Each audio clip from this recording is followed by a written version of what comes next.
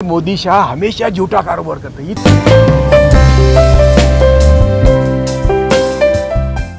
एक सीधे तर्क की बात है, सीधा तर्क है। बाबरी मस्जिद गिराई, फायदा किसको हुआ? गोधरा हुआ, फायदा किसको हुआ? अहमदाबाद किया, फायदा किसको हुआ? पठानकोट, उरी, पुलवामा, बालाकोट, जो भी हुआ फायदा किसको हुआ? तो जिसको फायदा हुआ उसने ये करवाया। तो पुलवामा का जो आरडीएक्स है, आपको मालूम है कि नहीं मालूम नहीं, उसका मैन्युफैक्चरिंग लेबल मिला वो नागपुर का है, वो नागपुर का है, यानी हमारे देश का आरडीएक्स है। 18 बॉम्ब स्फोट हुए, सभी संघीयों ने किए, उनके पदाधिकारियों ने किए, फायदा किसको हुआ? तो ये जो देश में अशांतता फैलाने का काम हो रहा है, तो हमें सोचना चाहिए उसके बाद फायदा किसको हुआ। तो ये उनकी, अभी भीमा कोरेगांव पे आता हूँ मैं, जो मैंने आपसे पहले प्रेस कॉन्फ्रेंस में बात करी कि रोटी, कपड़ा, मकान, स्वास्थ्य और शिक्षा, इसी के इर्द गिर्द हमारी राजनीति होनी चाहिए, ना कि हिंदू मुसलमान, ना कि भारत पाकिस्तान, ना कि भारत कश्मीर, ना कि लव जिहाद, ना कि घर वापसी। ये जो सब फालतू बातें हैं, इस पे हम उलझा रहे हैं। इसीलिए रोटी, कपड़ा, मकान, स्वास्थ्य और शिक्षा के तरफ हमारा ध्यान नहीं जाता। तो इसके इर्द गिर्द हमारी राजनीति होनी चाहिए।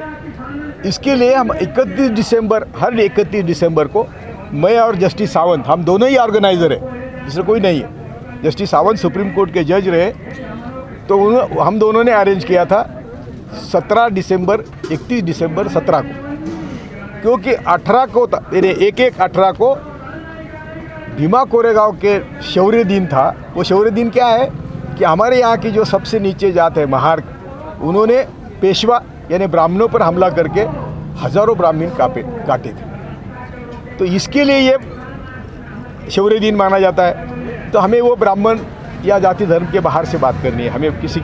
हम किसी जाति धर्म के खिलाफ नहीं, लेकिन हम सोच के खिलाफ है। मनुवादी जहरीली सोच के खिलाफ है, मनीवादी सोच के खिलाफ है। तो हमने, जो देश भर के कार्यकर्ता आने वाले थे, 250-300 संगठन ने हमें कांटेक्ट किया था कि हम आ रहे हैं, तो आपका प्रबोधन हम चाहते हैं। हम और जस्टिस सावंत के प्रबोधन के लिए वो लोगों ने हमको विनती करी, हमने ऑर्गेनाइज किया। हज़ारों लोग थे।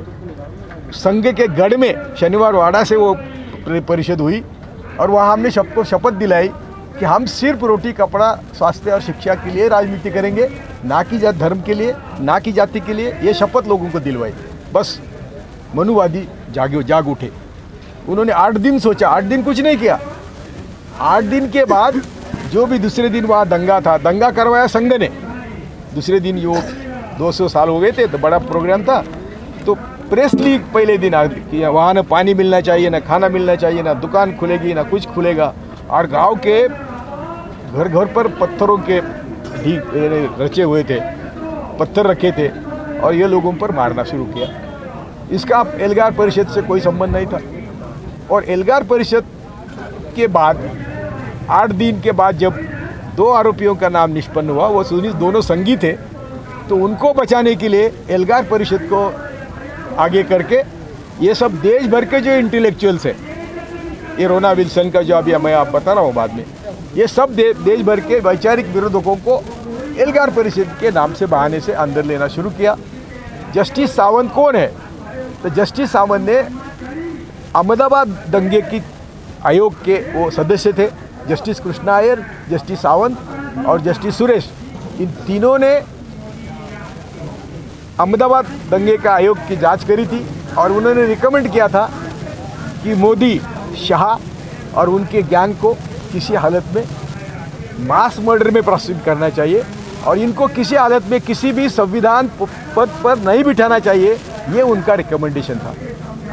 ये रिकमेंडेशन, तो जस्टिस सावंत एल्गार परिषद के ऑर्गेनाइज़र है, तो उनकी भी थोड़ी बदनामी हो जाए। कोलसे पाटिल तो हमेशा मैं मोदी शाह को हमेशा खूनी कहता हूँ, क्योंकि मेरे गुरु ने कहा, इसीलिए कहता हूँ। तो वो भी, तो उनको ये रिवेंज लेना था। इसलिए ये सब लोगों को अभी क्या हुआ कि हम पहले दिन से बोल रहे हैं कि जिनको एल्गार परिषद के माध्यम से अरेस्ट किया, वो 100% झूठ, क्योंकि उनका हमारा संबंध ही नहीं, ना हम कभी उनको मिले हैं, ना उनके आइडेंटिफिकेशन परेड में भी हम उनको पहचानेंगे। तो फिर उन्होंने अरेस्ट किया। उनके कंप्यूटर में सब एक का कंप्यूटर है 2007 का, उसमें 2010 और 13 का डेवलप ये क्या बोलते हैं उसको, प्लॉटिंग किया। तो ये जिस कंपनी ने अमेरिका के ये इन्वेस्टिगेट किया है, कहती है it should be noted this is one of the most serious cases involving evidence tampering that arsenal है। आर्सेनेल एक कंपनी है, झूठे एविडेंस का जांच करती है। उनके ज़िंदगी में इतना बुरा, इतना गंभीर मसला उन्होंने कभी देखा नहीं, ऐसा उनका कहना है। और ये बड़ी गंभीरता की बात है। और क्या रचाया था कि हम लोगों ने प्राइम मिनिस्टर को मारने का प्लॉट बनाया, और उसके 10 लेटर, ये मैंने बोला कि 2007 का कंप्यूटर, 2010 के ये जो प्रोडक्ट थे वो 2016 में उसके कंप्यूटर में डाले, और कंप्यूटर जब्त करने के बाद डाले, और उसको अरेस्ट किया। और उसके जो बाकी लोग अरेस्ट किए थे उनके लेटर उनको आए कि चलो हम मोदी को मारेंगे। ऐसा करके ये परिषद को बदनाम किया। और ये आर्सेनेल कंपनी को जब हम सब लोगों ने, हमको मालूम था ना ये सब झूठ है। मैं हमेशा कहता था कि यार मैं जस्टिस था, न्यायमूर्ति सावंत भी सुप्रीम कोर्ट के न्यायमूर्ति थे, जिनको अरेस्ट किया है उनका हमारा बिल्कुल ताल्लुक नहीं है, ना वो हमको पहचानते हैं ना हम उनको पहचानते। तो एल्गार परिषद से उनका ताल्लुक क्या है? तो भी उनको अरेस्ट किया। किसी कोर्ट ने उनको बेल तक नहीं दिया। उसमें डॉक्टर बाबा साहब अम्बेडकर का दामाद है, तेल दुबड़े करके, बड़ा विद्वान है, दुनिया भर में जाके भाषण देता है और व्यवस्था के खिलाफ, ये जो मैं बोल रहा हूँ मनुवादी और मनीवादी व्यवस्था के खिलाफ बोलने वाले ये सब लोग हैं, इनको एल्गार परिषद से या भीमा कोरेगांव दंगों से जोड़ के उनके नाम से एक दूसरे को 10 लेटर प्लांट किए की कंप्यूटर में। और इसमें से निचोड़ निकला ये सब मोदी शाह को। यदि आप न्यायमूर्ति कृष्णा अय्यर, जस्टिस सावंत का आयोग का रिपोर्ट पढ़ेंगे, यदि आप राणा आयोग की गुजरात फाइल्स पढ़ेंगे, तो गुजरात में इन्होंने यही किया, मोदी को मारने का। इशरत जहाँ जिस लड़की 20-25 साल की लड़की थी, वो उसको मारने को आया करके वो कस्टडी में थे। एटीएस प्रमुख कहता है कि ये सब लोग हमारे कस्टडी में थे, हमने रास्ते वही मारा उनको और रास्ते पर डाल दिया और कहा कि एनकाउंटर में मार दिए। ये स्टिंग ऑपरेशन है। और क्या क्या कारण था? वो मोदी को मारने आए थे। दूसरा, सोहराबुद्दीन और प्रजापति, जिनको भी कस्टडी में मारा, रास्ते पर डाल दिया और एनकाउंटर में मारा बोले। तो ये सब जो झूठा काम गुजरात में करते थे, वही झूठा काम ये देश के पैमाने पर कर रहे हैं। अभी आपका लाल किले का, मैं तो कहता हूँ बाबरी मस्जिद से लाल किले तक जो भी हुआ उसका फ़ायदा किसको हुआ? और जिसको फ़ायदा हो उसने करवाया, इसके लिए क्या लॉजिक की ज़रूरत है? तो ये किसान आंदोलन को बदनाम करने के लिए भी उन्होंने बहुत कोशिश करी। और वो कौन सिद्धू लाल किले पर भेजा, जा नहीं सकता, चिट्ठी भी जा नहीं सकती लाल किले पर। इतना बंदोबस्त होने के बावजूद वो ऊपर गया, झंडा लगाया और किसानों को बदनाम करने की कोशिश करी। लेकिन वो उल्टा हो गया। भाई हमारे टिकायत भाई जो 28 तारीख को रोए और जो आप लोगों ने दिखाया, बाकी तो किसी ने दिखाया नहीं था, मेन मीडिया बाद में आया, इससे हमारा आंदोलन तगड़ा हुआ। मैं कहता हूँ कि ये हमारे देश के क्रांति की शुरुआत नहीं, अभी ये क्रांति होने वाली है। हमारे फौजी भाई बराबर साथ है, किसान बराबर है। हम सब, मैं पुलिस को भी विनती करता हूँ कि जिनकी रोटी आप खाते हैं उनके ऊपर लाठी चलाने को शर्म आनी चाहिए। पुलिस को भी हम अपील करते हैं, हम जुडिशरी को अपील करते हैं कि अरे थोड़ा भी तर्क चलाओ। तुम जो जिसका अनाज खाते हो उसी के ऊपर क्या कमेटी अपॉइंट की? जो कमेटी चारों सदस्य जो ये कानून के समर्थन में काम करते थे, उनको कमेटी के सदस्य बनाए। तो हमारे किसान क्या बच्चे हैं क्या? दूध पीते बच्चे हैं क्या?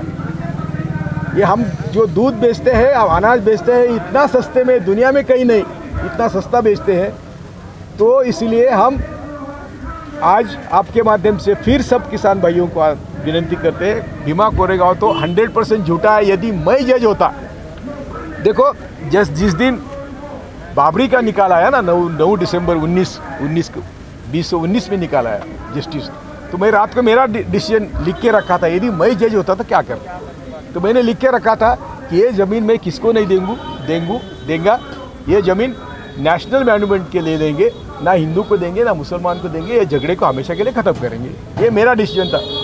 यदि आज ये आरएसएनएल का रिपोर्ट कहता है कि 10 लेटर उसके कंप्यूटर में टैंपर किए थे, तो मैं तुरंत, यदि कुर्सी पर था मेरे सामने मैटर आती, तो मैं सबको पहले बेल पे रिलीज़ करता और बाद में केस चलने जो क्या कर। ये एसएपी ऐसा वेपन है कि जो अंदर लेते लोगों को, उसमें 100 में से 2 लोगों को भी शिक्षा नहीं होती। लेकिन आज हमारे 85% दलित, मुस्लिम, आदिवासी जेल में है एसएपी के तहत। 85% यानी 100 में जेल में है तो उसमें से 85 हमारे हैं, और शिक्षा तो 2 को होती है। तो ये 83 लोग जो जेल में रखे हैं, ये सब आंदोलन ख़त्म करने के लिए रखे हैं। ये मैं तो कहता हूँ कि कोविड, दुनिया में जो कोविड आया और हमारे यहाँ का कोविड की बात अलग थी। कोविड के बहाने हमारा आंदोलन ख़त्म करने का, मैं वो जो शाहीन बाग थी, हमारे सब बहनों को मैं सलाम वंदन करता था कि उन्होंने भी क्रांति की शुरुआत करी थी। हम आपके माध्यम से आज सबको ऐलान करते हैं कि किसान का आंदोलन ये सबका आंदोलन है। आप सब यहाँ आइए और भीमा कोरेगांव का आप नोट लीजिए, नोट करिए कि ये मोदी शाह हमेशा झूठा कारोबार करते हैं। इतने झूठे नेता भारत को नहीं, दुनिया में नहीं होंगे। ये बात करके मैं मेरा बात समझ